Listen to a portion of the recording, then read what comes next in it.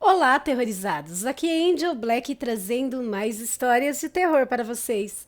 Mas antes de irmos para a história de hoje, peço para você que não é inscrito que se inscreva no canal, deixe aquele like para fortalecer e ajudar o canal a crescer e compartilhe com os seus amigos e também em todas as suas redes sociais.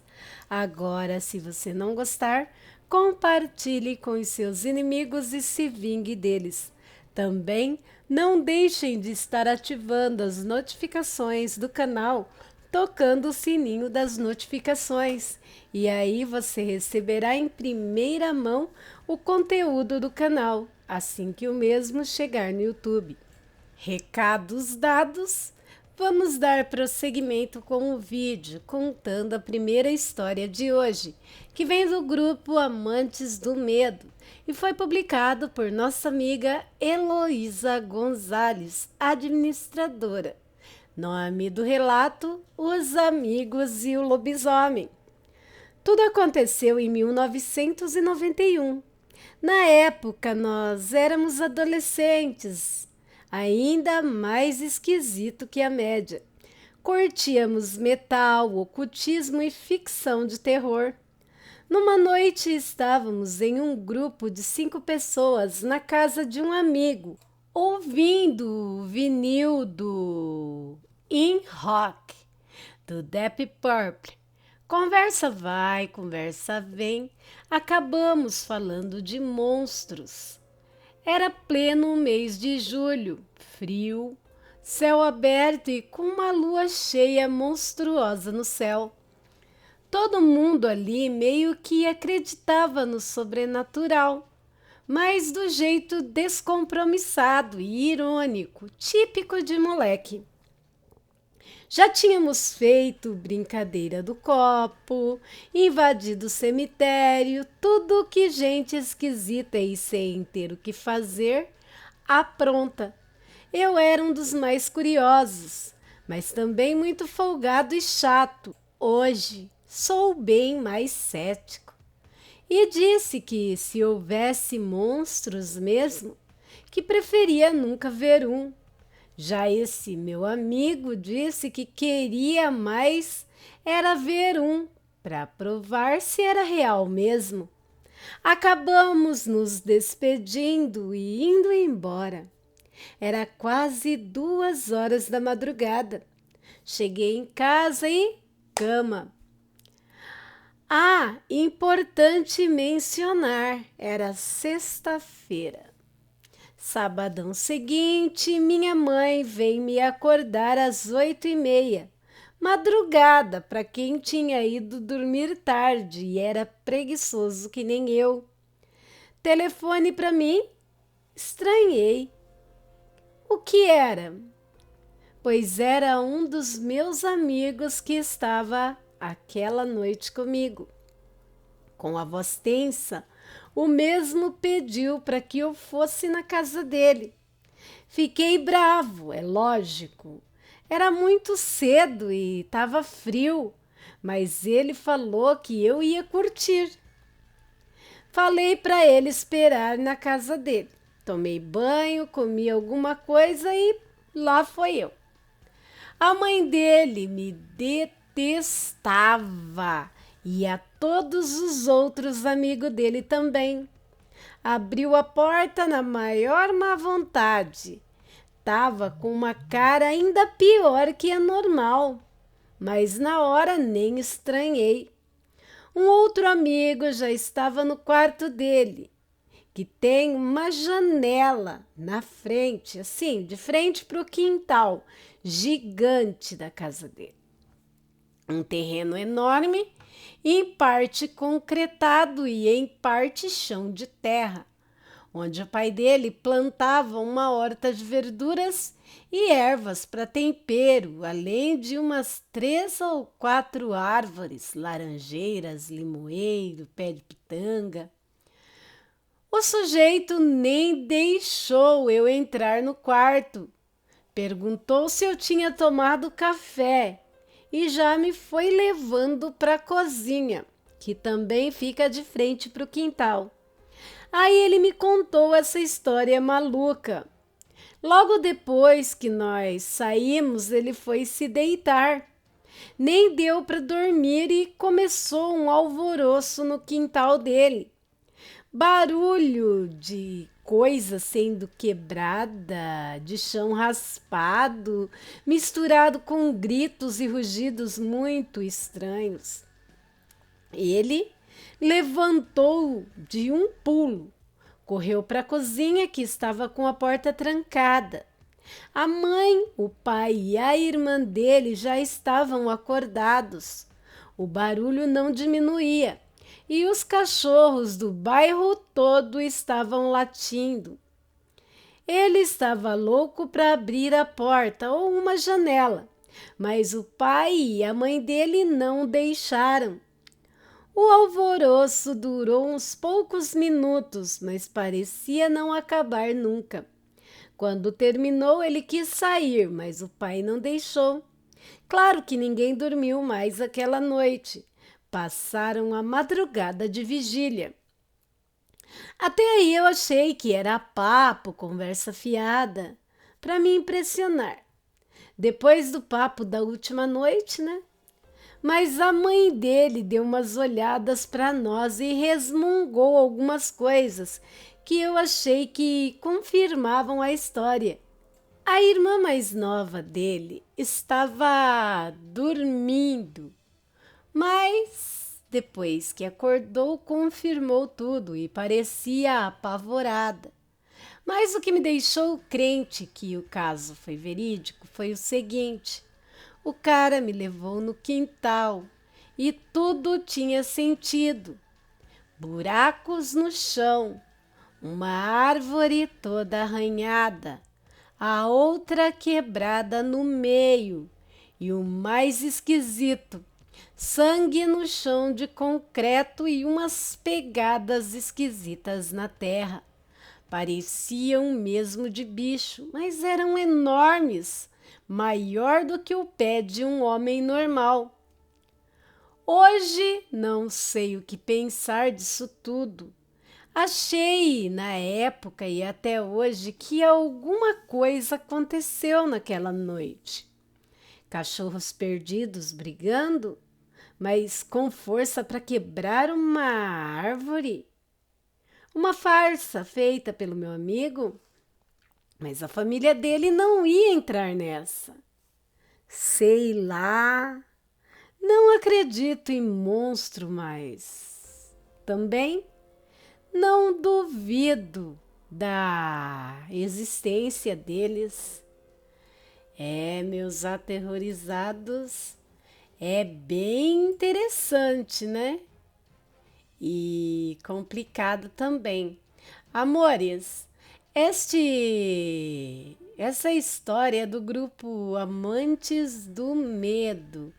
Depois eu deixo mais informações na descrição do vídeo. E agora vamos dar prosseguimento indo para a próxima história de hoje. Bora lá? Próxima história foi postada por nosso amigo aqui do canal, nosso querido Lorde Giovanni Antunes. Ele postou no grupo Fatos Macabros. Nome da história: Vampiro. O vampiro, segundo a ciência, é uma lenda. Mas é uma lenda que existe desde os primórdios da humanidade. Aliás, desde antes de ser chamada humanidade, desde a época pré-civilizações. Porém, somente no século XIX foi denominado como vampiro. Mas para a ciência quase nada é real, a não ser que ela afirme isso. A explicação científica para o vampirismo, que se trata de uma doença, a ausência de hemoglobina, uma substância presente nos glóbulos vermelhos, ou seja, um distúrbio genético, onde o corpo não produz a hemoglobina. Simples, não é mesmo? tal qual os lobisomens, onde o nome do distúrbio é licantropia. Tudo bem simples. Bom, o mais famoso vampiro da literatura e do cinema, na realidade, nunca foi um vampiro cruel. Sim, diria um pouco sádico, mas ele aprendeu com os turcos otomanos, de que foi prisioneiro durante muito tempo, desde criança. Isto mesmo, estou falando do Vlad Drácula II, ou se preferirem, como ficou mais conhecido, Vlad Tepes, o Empalador. Tepes igual a empalador em turco arcaico. Tido como herói nacional da Romênia, lutou bravamente contra os turcos otomanos em defesa da Transilvânia. Vampiros na Grécia Antiga eram chamados de vrikolacas. Na Romênia eram chamados de strigoi. Línguas eslavas, búlgaro e macedônio, vampir. A origem do termo vampiro remete ainda como possível origem o húngaro, além do sérvio apresentado como formas históricas, vampire, em 1784 e vampiro 1815 depois de Cristo e vampiro 1857. Mas todas essas histórias têm a mesma essência, um ser que vive e sobrevive se alimentando de sangue humano. Os suspeitos de serem vampiros, quando morriam, tinham certos rituais, sendo o empalamento o método mais comumente citado, em particular nas culturas eslavas meridionais. O freixo é a madeira preferida na Rússia e estados bálticos para a confecção da estaca ou piuriteiro na Sérvia, havendo um registro de ter sido usado carvalho na Silésia para o mesmo efeito.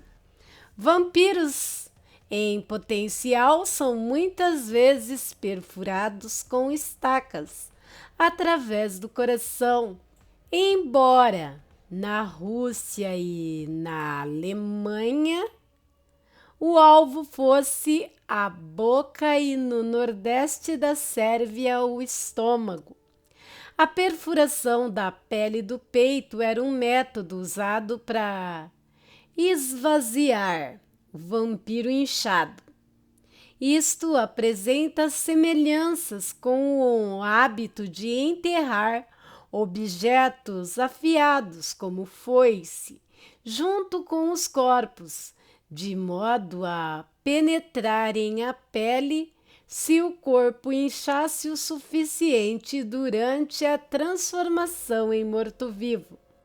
A decapitação era um método preferido na Alemanha e regiões eslavas ocidentais, sendo a cabeça enterrada entre os pés, detrás das nádegas ou sobre o corpo. Em alguns locais, os túmulos eram feitos nos túmulos gradeamento, com barras de ferro para o vampiro não poder escapar do túmulo. E com tudo isso, é a ciência que tem razão. Ora, eu me pergunto, será que todos esses povos diferentes e praticamente a mesma história. Um ser que retorna dos mortos e se alimenta do sangue humano para sobreviver. E povos que muitas das vezes não se conheciam e de épocas diferentes.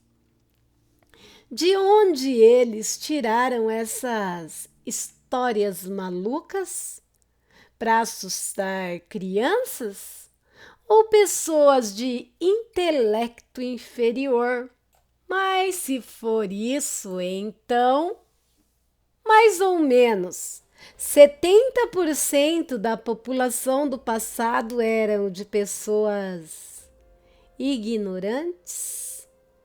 Mas então, como conseguiram sobreviver e evoluir? Pois seriam extintos por eles mesmos, devido a essas superstições. Mas esqueçamos um pouco da ciência e das suposições. Na realidade, os povos da antiguidade tinham uma grande inteligência. Fizeram coisas que até hoje deixam a civilização moderna pensando, tentando descobrir como o fizeram. Um exemplo clássico são as pirâmides do Egito. Muitos não sabem, mas elas eram revestidas de calcário nas paredes externas. Isso fazia com que elas brilhassem nos dias de sol. E obras que o homem moderno ainda vive de teorias sobre as suas construções. Sem falar dos gregos, que também têm uma arquitetura riquíssima. E a Grécia, que foi o berço de grandes filósofos e matemáticos importantíssimos, e o seu legado permanece até os dias atuais. Então, fica essa pergunta: como povos avançados poderiam acreditar em vampiros? A resposta é simples: eles existem. Não iguais o cinema, com roupas cheias de pompas, ou roupas todas negras, com os seus castelos assombrados e vazios. Bom, alguns conseguiram morar em castelos. Eles ainda andam entre nós. Normalmente. Por que haveriam de ficar só nas sombras? Apenas mantém a descrição, porque obviamente é melhor acreditar que somos lendas, pois a dita humanidade é desumana. Quantas espécies de animais foram extintas sob esse nome de esporte? Lembrem-se da Inquisição, a caça às bruxas. Quantas mulheres foram mortas por causa de efetuarem tratamentos e até cura de doenças com as coisas que a natureza fornece? E quantas foram violadas e mortas sobre essa falsa acusação de serem bruxas? Vampiros podem ser fortes e ágeis, mas não somos imortais. Apenas não morremos com facilidade. Mas tem aqueles que, através de feitiços, enviam a sua essência para outro hospedeiro e assim o fazem até encontrar o corpo ideal para retornar à sua forma original. Segredos que há muito foram esquecidos pela humanidade moderna, mas as provas da existência estão aí. E por trás de muitos mitos existe uma verdade, mas a arrogância do tal homem moderno e a sua ciência faz difícil acreditar no que eles não entendem e, sendo, assume para preservar a nossa espécie. Então, é melhor continuarmos sendo apenas lenda. Texto de Lorde Giovanni Antunes, escrito dia 28/9 do ano 2021. Realmente isso nos põe para pensar, não é verdade? Pois, como o amigo disse, muitos povos falaram sobre a existência deles. Povos que não se conheciam, né? Não se cruzaram, viveram em tempo e continentes diferentes. Vamos para a próxima de hoje, que chama A Gola Peluda. Foi postado no grupo Lendas e Contos Sobrenaturais por Amanda Rodrigues. Bora lá? Júlia e Geraldine eram melhores amigas, mas tinham personalidades muito diferentes. Júlia era corajosa e destemida, enquanto Geraldine era tímida e tinha medo de tudo. Era noite de Halloween. As meninas estavam tendo uma festa do pijama na casa de Geraldine, porque seus pais estavam fora da cidade. Na verdade, toda vez que os pais de Geraldine saíam da cidade, elas faziam uma festa do pijama, porque Geraldine ficava nervosa de dormir sozinha na casa, mesmo sabendo que não havia nada ali para se ter medo. Era uma casa grande, sombria e afastada da estrada principal. Quando Júlia chegou, tocou a campainha. Geraldine atendeu a porta e a levou para dentro. As meninas vestiram suas camisolas. Júlia estava usando uma linda camisola de seda. Era vermelho sangue e tinha uma gola peluda. Geraldine achou linda e desejou ter uma camisola tão bonita quanto aquela. As meninas fizeram pipoca e se acomodaram no sofá para assistir um filme de terror. Assim que o filme acabou, Júlia estava cansada e Geraldine um pouco assustada. Então decidiram desligar a TV e irem para a cama. Enquanto subiam as escadas, tiveram a estranha sensação de que algo as estava seguindo.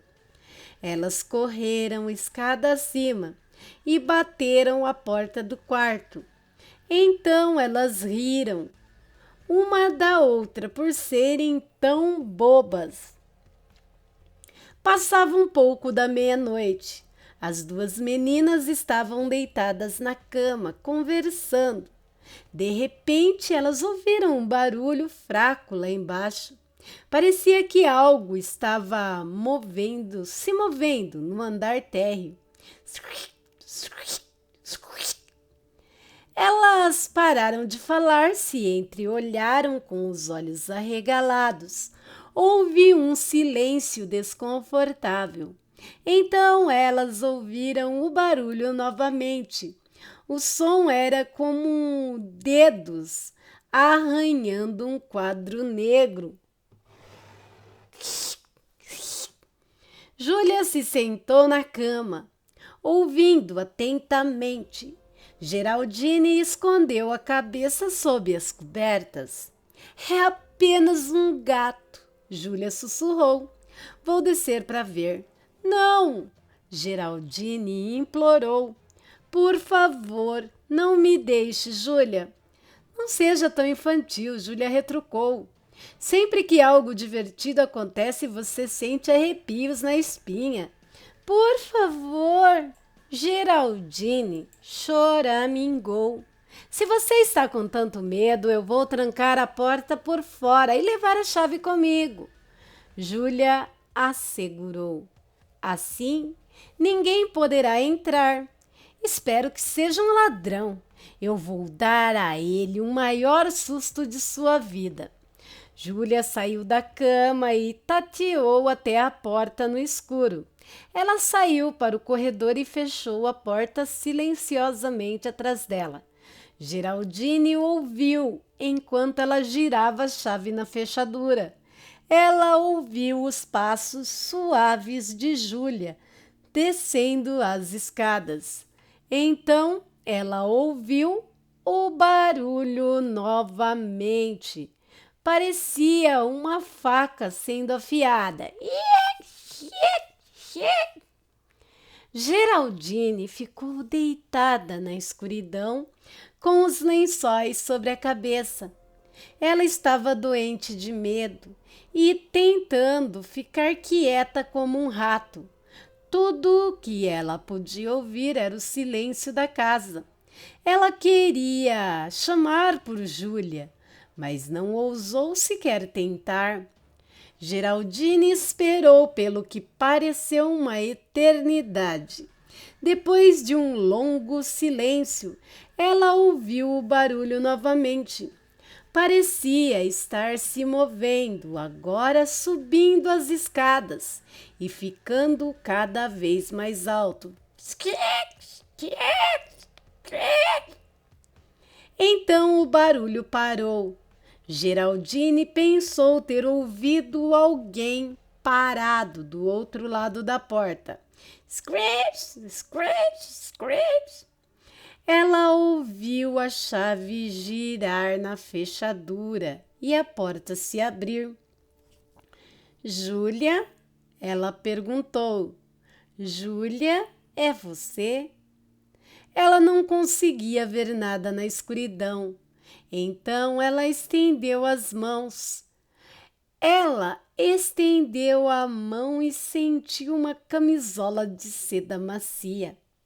Então Geraldine esticou o braço e, para o seu alívio, sentiu a gola peluda. Deve ser Júlia, ela pensou. Mas quando ela alcançou mais alto novamente, ela sentiu algo úmido e quente. Não havia nada lá, nada, além de um coto ensanguentado, onde a cabeça de sua amiga estivera. Na manhã seguinte, quando a mãe e o pai de Geraldine voltaram para casa, eles ficaram chocados com o que encontraram. Dentro da porta da frente havia uma grande poça de sangue. Um rastro de gotas de sangue subia as escadas. Os pais, frenéticos, correram escada acima, seguindo a trilha de sangue que levava até o quarto da filha. Quando abriram a porta, o pobre casal ficou lá, horrorizados, com a visão repugnante que encontraram com seus olhos. O corpo sem cabeça de Júlia estava esticado no chão. Eles encontraram Geraldine escondida no armário. Seu cabelo tinha ficado branco e ela balbuciava e delirava como uma lunática. Ela tinha ficado completamente louca. Mais tarde, naquele dia, a polícia encontrou um homem confuso vagando pelo campo. Ele estava vestido com uma bata branca de hospital e estava coberto de sangue. Em sua mão ele segurava uma faca ensanguentada. Descobriu-se que ele era um lunático homicida e na noite anterior havia escapado do manicômio local. E, ironicamente, era o mesmo asilo de loucos onde Geraldine ia passar o resto de sua vida. Nossa, que triste!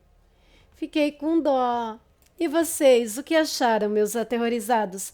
Deixem as suas opiniões nos comentários do vídeo. Lembra de comentar com respeito. Se você caiu de paraquedas e gostou do meu trabalho, se inscreve aí.